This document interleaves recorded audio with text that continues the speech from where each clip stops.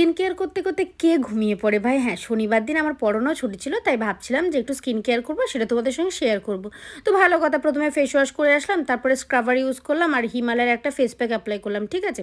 তো face pack apply করার পর এত টায়ার্ড লাগছিল যে আমি ভাবলাম যে 15 মিনিট একটুখানি ল্যাদ খাই, তারপরে আবার আমি তুলে দেবো।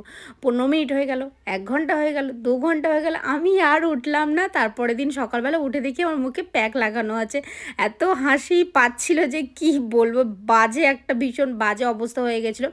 ঠিক তার 2 দিন পরে তোমাদের সঙ্গে ভিডিওটা কন্টিনিউ করার জন্য আবার স্কিন কেয়ার শুরু করলাম।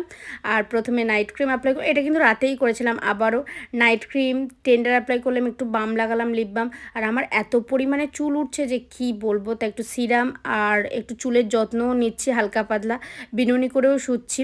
তো চুল কি আমার মতো কাদের এরকম ভীষণ উঠছে আমাকে একটু কমেন্টে জানিও। তোমরা কোনোদিন এরকম প্রবলেম ফেস করেছো কিনা অবশ্যই জানিও। টাটা।